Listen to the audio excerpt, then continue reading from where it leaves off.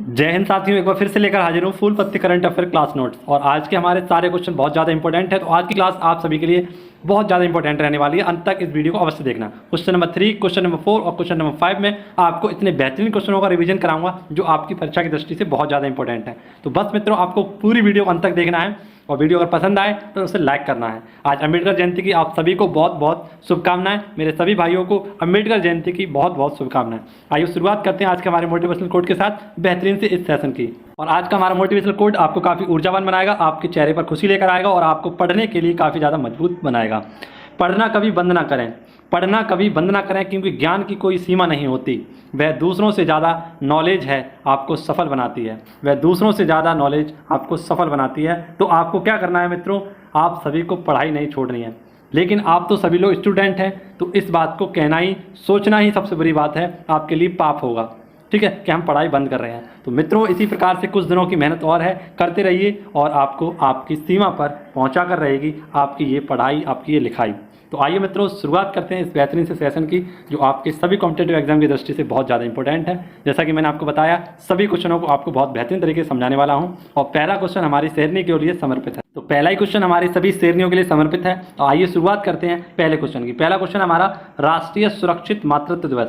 तो प्रत्येक 11 अप्रैल को राष्ट्रीय सुरक्षित मातृत्व दिवस मनाते हैं, क्योंकि इस समय मातृ मृत्यु दर कम करने के लिए, महिलाओं को जागरूक बनाने के लिए इस राष्ट्रीय सुरक्षित मातृत्व दिवस को मनाते हैं। इसका उद्देश्य क्या है, तो सुरक्षित गर्भाधारण। क्या मित्रों, सुरक्षित गर्भधारण, क्योंकि इस समय MMR काफ़ी बढ़ जाता है। जब महिलाएं गर्भवती होती हैं तो मातृ मृत्यु दर काफ़ी ज़्यादा बढ़ जाता है।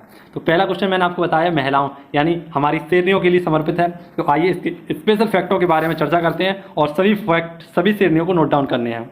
ठीक है, तो आप सभी शेरनी लगातार अगर इस वीडियो से जुड़ी हुई हैं तो लगातार जुड़ी रहें बस, क्योंकि सारे क्वेश्चन मैं आपको क्लियर कराऊंगा, सारे क्वेश्चनों का रिवीजन कराता रहूँगा। क्योंकि आप अगर अपनी कॉपी को नहीं उठा के देख पा रहे हैं तो उनकी सारी चिंता छोड़ दीजिए, मैं आपको उसको बेहतरीन तरीके से एक एक क्वेश्चन का रिवाइज करा दूंगा। ठीक है, तो नीति आयोग ने हाल ही में महिलाओं उद्यमिता के मंच के वुमेन ट्रांसफॉर्मिंग इंडिया अवार्ड से सम्मानित किया था और इसमें 75 महिलाओं को सम्मानित किया गया था। ठीक है, तो हाल ही में नीति आयोग के द्वारा 75 महिलाओं को सम्मानित किया गया था। ठीक है, अब आप सभी के लिए महिलाओं संबंधित कुछ क्वेश्चन, जैसा कि मैंने आपको बताया नारी शक्ति अवार्ड। ये नारी शक्ति अवार्ड 29 महिलाओं को दिया गया था और भारत रत्न अब तक 5 महिलाओं को दिया जा चुका है, जिसमें सबसे पहला भारत रत्न दिया गया था इंदिरा गांधी को 1971 में। उसके बाद सेकंड दिया गया था मदर टेरेसा को 1980 में। यानी हम ऐसे याद रखेंगे कि माँ, और माँ कैसी होती है, बहुत अच्छी माँ कैसी होती है हमारी, बहुत अच्छी प्यारी। तो मदर से हम याद रखेंगे माँ अच्छी होती है। और इन्हें कब मिला, 80 में। तो कब मिला, 80 में। तो मदर टेरेसा को 1980 में भारत रत्न मिला। ये क्वेश्चन आपसे पूछा जाएगा। अरुणा आसफ अली, इन्हें 1997 में दिया गया था। 1998 में दिया गया था MS सुब्बलक्ष्मी, इन्हें संगीत का पहला भारत रत्न भारतीय संगीतज्ञ को दिया गया था। ठीक है, लता मंगेशकर, इन्हें 2001 में दिया गया था और हाल ही में CDS की परीक्षा में पूछा गया था। तो पुनः से आज हम क्या करेंगे, क्वेश्चन नंबर 3 में आप सभी को पता है एक बेहतरीन सी जानकारी मैं दूंगा जो किससे संबंधित होगी, लता मंगेशकर जी से। तो उस क्वेश्चन को आप सभी लोग जरूर देखना। और आप सभी ने उन सभी फैक्टों को नहीं पढ़ा होगा काफ़ी दिन से, तो आज उनको रिवाइज भी कराऊंगा इस वीडियो में। तो उसी के उद्देश्य से आज इस वीडियो को बनाया जा रहा है, उस उद्देश्य को पूरा करेंगे। आइए देखते हैं अगला क्वेश्चन। ललन टॉप क्वेश्चन में अगला है हमारा राष्ट्रीय महिला दिवस। तो प्रत्येक 13 फरवरी को राष्ट्रीय महिला दिवस मनाते हैं। अंतर्राष्ट्रीय महिला दिवस 8 मार्च को मनाते हैं। कौशल्य योजना ये छत्तीसगढ़ सरकार के द्वारा स्टार्ट की गई थी हाल ही में। दूसरी बेटी होने पर 6,000 रुपये महीने दिए जाएंगे। अम्मा बहनी योजना, तो यह सिक्किम सरकार के द्वारा स्टार्ट की गई थी। राष्ट्रीय बालिका दिवस 24 जनवरी को और अंतर्राष्ट्रीय बालिका दिवस 11 अक्टूबर को मनाया जाता है। सुप्रीम कोर्ट में 4 महिला जज हैं अभी। कितने मित्रों, सुप्रीम कोर्ट में 4 महिला जज हैं। उन सभी के नाम मैंने लिखे हैं। तो इंदिरा बनर्जी, जस्टिस बेला त्रिवेदी, जस्टिस नगरत्ना और जस्टिस हेमा कोहली। तो ये चारों नाम मैंने आपको लिखे हैं और सभी शेरनियों को इन महिलाओं के नाम याद रखने हैं। महिलाओं संबंधित सभी क्वेश्चन मैंने आपको करंट अफेयर से जो रिलेटेड थे सभी लिखकर और बोलकर आपको याद कराने की कोशिश की है। ठीक है मित्रों, सभी शेरनियाँ एक बार वीडियो को लाइक कर दें और अपनी जितनी भी बहनें हैं उन सभी को शेयर कर दें। अगला क्वेश्चन है हमारा क्वेश्चन नंबर 2 और बेहद इंपॉर्टेंट क्वेश्चन। इसमें भी आपको महत्वपूर्ण जानकारी दूंगा। 2+2 वार्ता है ना, इसे ही बोलते हैं 2+2 डायलॉग। क्या बोलते हैं, 2+2 डायलॉग। इसमें होता क्या है, तो एक देश के गृह मंत्री और विदेश मंत्री, इन दोनों के बीच में क्या होती है, वार्ता होती है। तो दो यहाँ पर गृह मंत्री और दो क्या होते हैं, रक्षा मंत्री होते हैं। ठीक है, गृह मंत्री माफ करना, यहाँ पर होते हैं रक्षा मंत्री और विदेश मंत्री। ठीक है, ये पॉइंट आपको याद रखना है। तो इसमें कौन कौन भाग लेता है? एक देश के रक्षा मंत्री और विदेश मंत्री। भारत की ओर से अगर हम बात करें, रक्षा मंत्री कौन है? तो राजनाथ सिंह, और विदेश मंत्री है एस जयशंकर। कौन है मित्रों?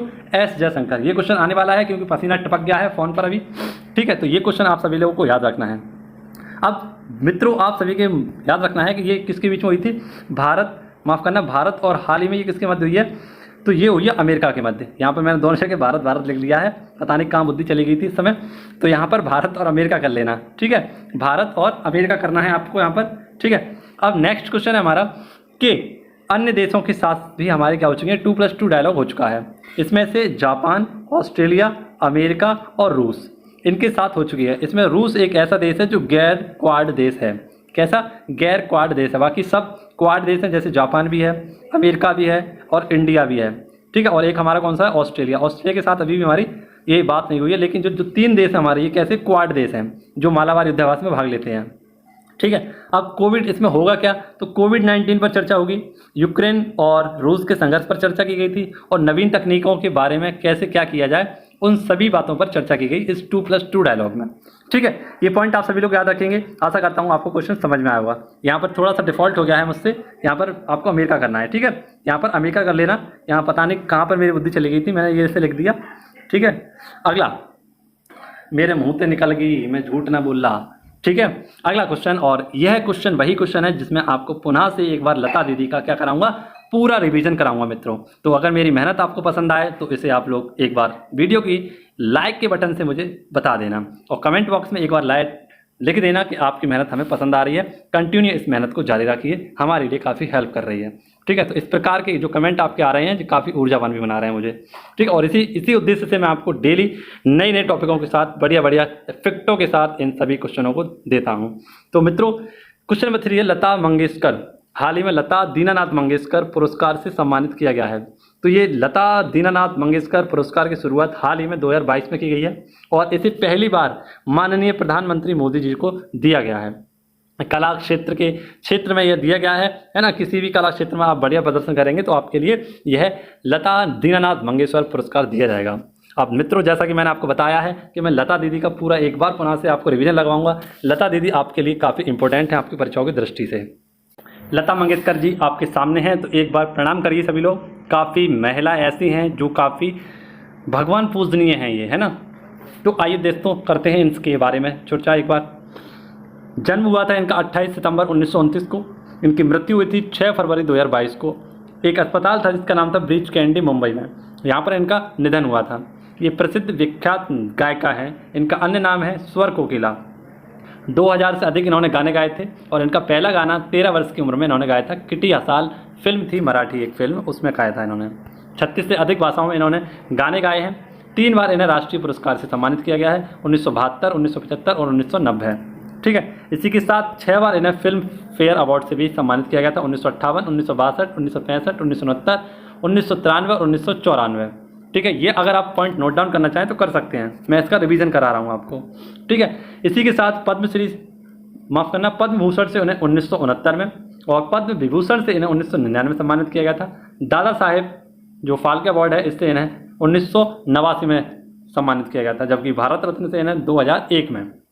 इसी के साथ साथ इन्हें फ्रांस के सर्वोच्च नागरिक सम्मान ऑर्डर ऑफ यानी officer of legion on honour, या इसे फ्रांस का सर्वोच्च नागरिक कहते हैं, लीजन द ऑर्डर अवार्ड, 2007 में इन्हें सम्मानित किया गया।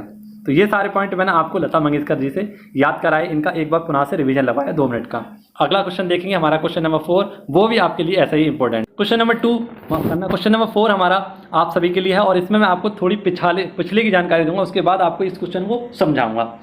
क्वेश्चन में कहा गया है कि एंटी टैंक गाइडेंड मिसाइल है जिसका नाम है हेलेना। क्या नाम है? हेलेना। आखिरकार ये हेलेना है क्या, तो समझते हैं इसे। तो एक प्रोग्राम चला था जिसका नाम था इंटीग्रेटेड मिसाइल डेवलपमेंट प्रोग्राम। ये कब? 1983 में चला था, इंटीग्रेटेड गाइडेंड मिसाइल डेवलपमेंट प्रोग्राम, जिसे IGMDP के नाम से जाना जाता है।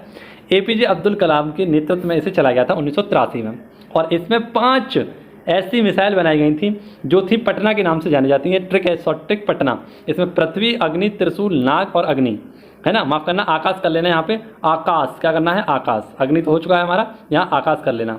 ठीक है। तो पृथ्वी, अग्नि, त्रिशूल, नाग और आकाश, ये 5 तरह की क्या बनाई गई, मिसाइलें बनाई गई। इनमें से हाल ही में एक चर्चा का विषय बनी हुई है जिसका नाम है नाग। क्या नाम है मित्रों, नाग।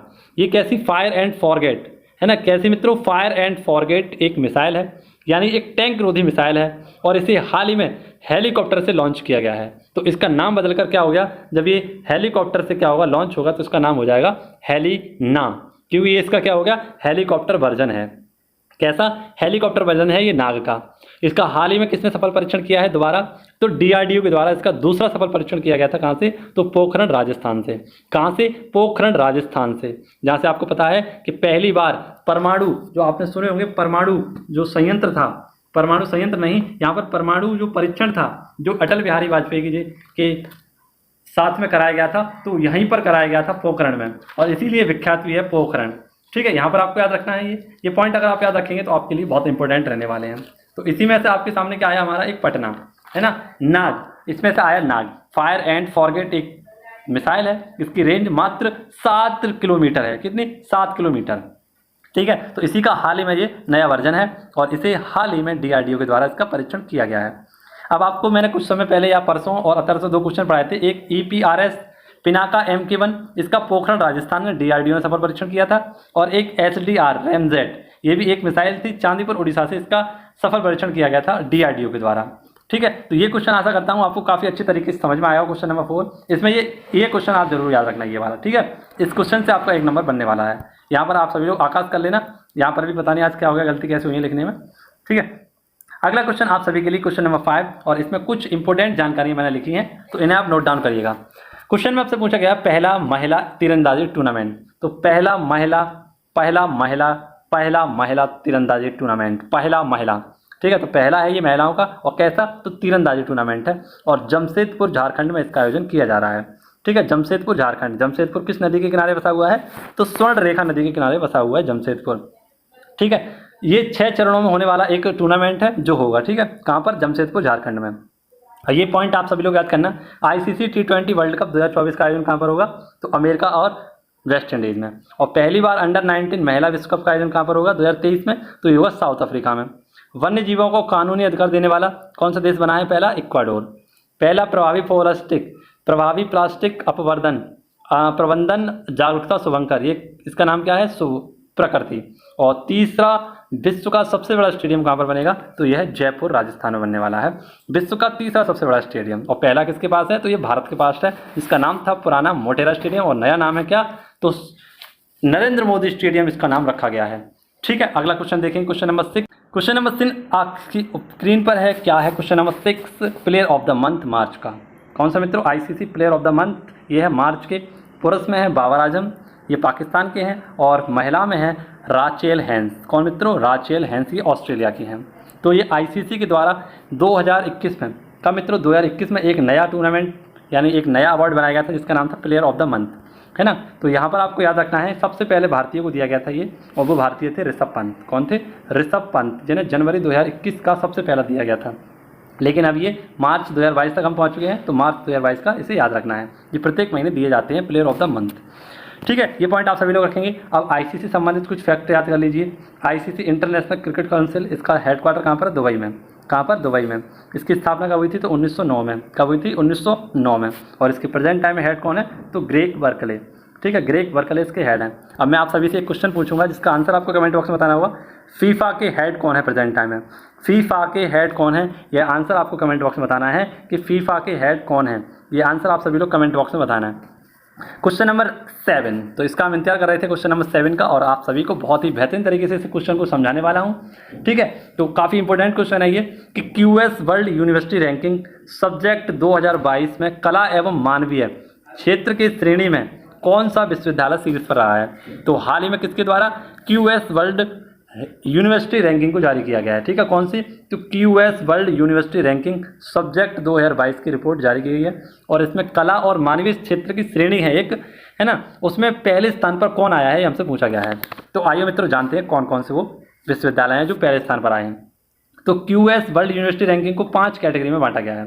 ये 5 कैटेगरी कौन कौन सी है देख लेते हैं। पहली है कला, दूसरी है इंजीनियर और टेक्नोलॉजी, तीसरी है प्राकृतिक विज्ञान, चौथी है मेडिसिन, और 5वीं है सामाजिक विज्ञान। तो कला के क्षेत्र में ऑक्सफोर्ड यूनिवर्सिटी, ठीक है, ऑक्सफोर्ड यूनिवर्सिटी को दिया गया है कला और मानवीय श्रेणी में पहला स्थान। तो यहाँ पर आप सभी लोगों का आंसर ये हो गया।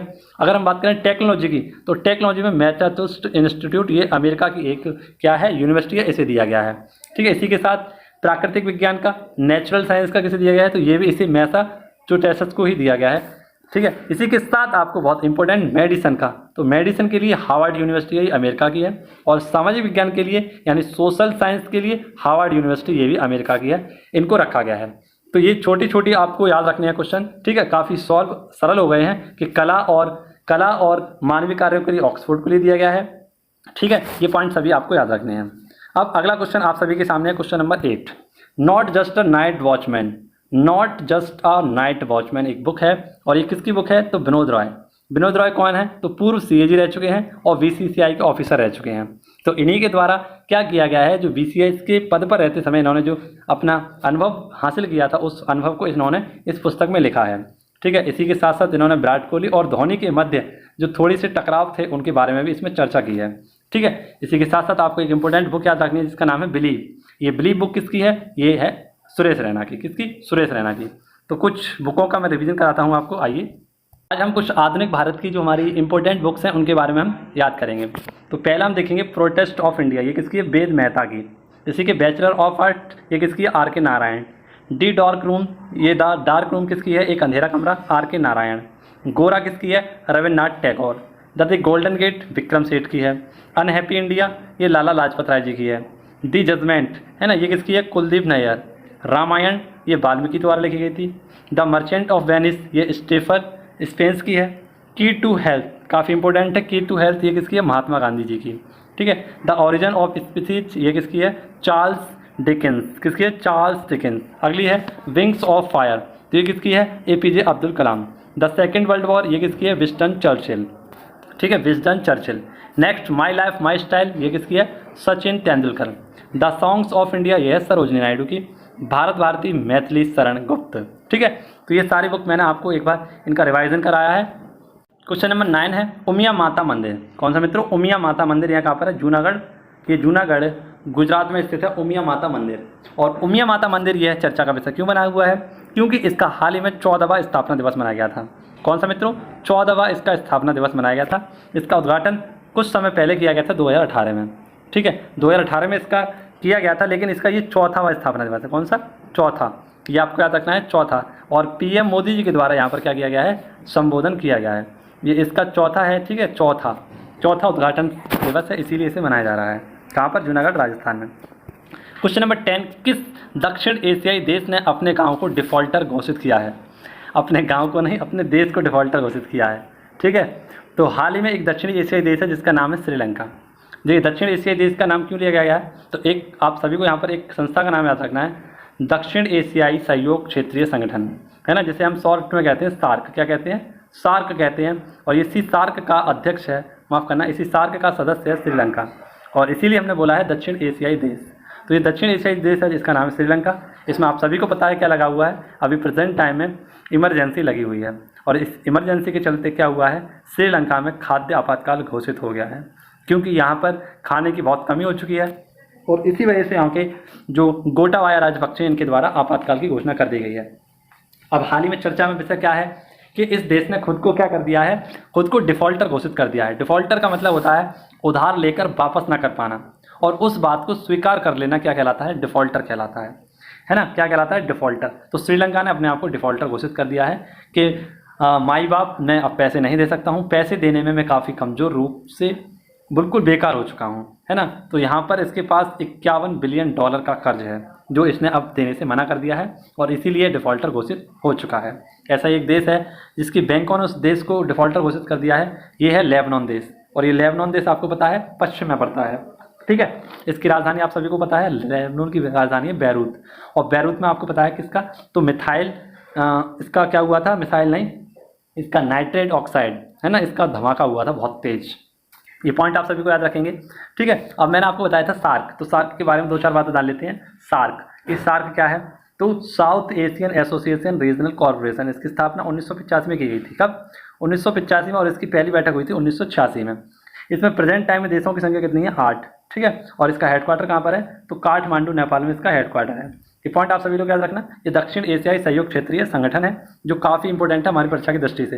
तो जो भी सी ग्रेड और डी ग्रेड की तैयारी कर रहा है तो इनसे क्वेश्चन बनते रहते हैं, इसको पढ़ लेना एक बार, ठीक है। और मैं किसी दिन इसको छोटी सी वीडियो बनाकर इसे पढ़ा भी दूंगा आपको। आज का हमारा क्वेश्चन है जिसका आंसर आपको कमेंट बॉक्स में देना होगा।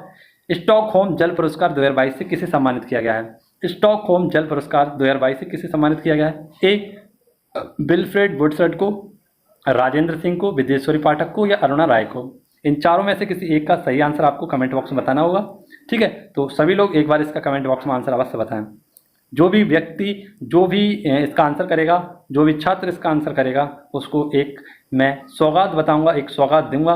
किसमें? कमेंट बॉक्स में। तो उस कमेंट बॉक्स में दी गई सौगात आपके लिए बहुत महत्वपूर्ण होगी, ठीक है। तो जो भी इसका आंसर करना चाहे कर सकता है, जिसको पता होगा वो तो करेगा ही, और जिसको नहीं पता होगा तो वो कहीं से ढूंढ कर खकोड़ कर इसे बताएगा और उसे याद भी हो जाएगा। और जिसे पता होगा तो वो 2 सेकंड का समय निकाल कर इसे लिख देना, ठीक है। इसी के साथ आप सभी की एक बेहतरीन सा सेशन समाप्त होता है। आशा करता हूँ आपको समझ में आया होगा, पसंद आया होगा। तो कुछ समय बाद आज के 8 या 9 बजे तक आपको एक जीके की वीडियो मिलेगी। उस जीके की वीडियो को भी आप देख लेना, वो आपको काफ़ी हेल्प करेगी। उसमें भी आपको बहुत इंपॉर्टेंट और रिलेटेड क्वेश्चनों के बारे में चर्चा कर रहा हूँ, तो आप सभी लोग उसे ज़रूर देखना, ठीक है। और दोस्तों के साथ शेयर कर देना जिससे कि आपको और भी अच्छा लगे उससे देखकर। तो इसी के साथ मिलेंगे आपसे अगली वीडियो में। ये छोटा सा चैनल आप सभी के लिए बहुत बड़ी क्रांति की तैयारी कर रहा है और आप लगातार इससे जुड़े रहिए तो आपको इसमें थोड़ा सा फ़र्क भी दिखेगा, ठीक है। लगातार आप इससे जुड़े रहें 3 महीने तो आपको इसमें कुछ फ़र्क भी दिखेगा, अपनी तैयारी में फ़र्क दिखेगा। किस पावर से आप कहाँ तक पहुँच सकते हैं ये आपको नहीं पता, ठीक है। तो आप सभी लोग जुड़े रहिए बस। और इसी के साथ आपसे विदा चाहूँगा, मिलेंगे आपसे अगली वीडियो में। धन्यवाद।